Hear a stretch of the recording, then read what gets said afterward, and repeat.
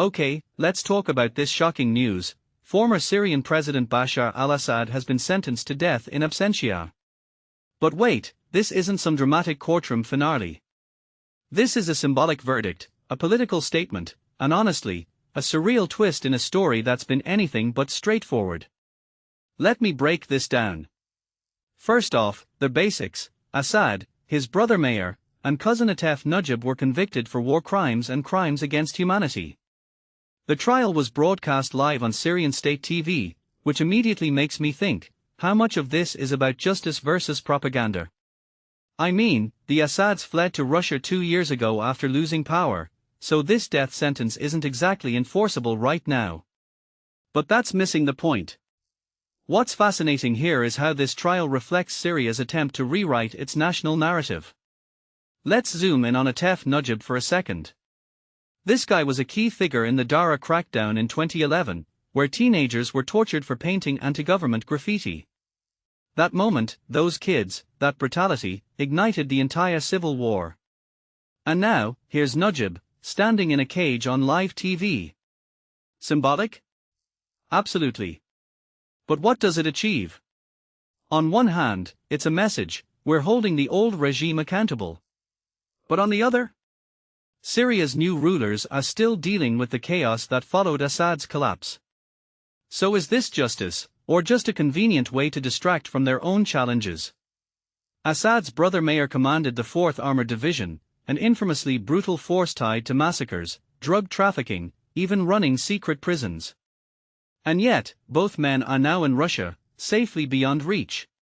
This raises a deeper question: can a trial like this actually heal a nation when the perpetrators are literal thousands of miles away? Or is this just performative accountability?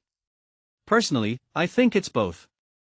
The spectacle of seeing Najib in a cage might give Syrians a sense of closure, but the real monsters are still free.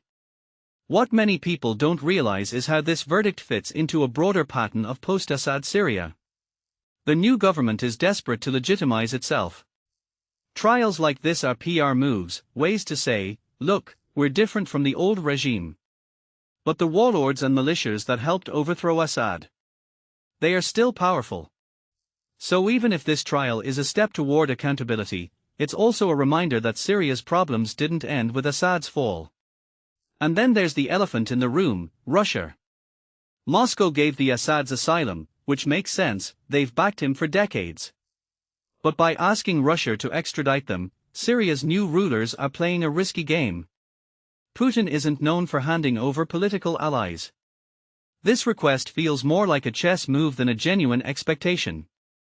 It's about signaling independence, not actually expecting Russia to comply. If you take a step back, this trial is less about the past and more about the future. It's about how Syria defines itself after the Assad dynasty. But here's the catch: justice can't be fully symbolic.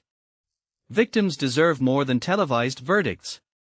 The country still has 500,000 graves to account for, cities in ruins, and a generation traumatized. So while this moment feels historic, it's just one piece of a much larger, messier puzzle. What's next? Honestly, I'd bet this trial becomes a footnote. Assad's fate is tied to Putin's geopolitical chessboard, and Syria's new leaders have bigger fires to put out. But the bigger story here is how nations balance accountability with survival. How do you prosecute a dictator when his allies still hold the keys to your future?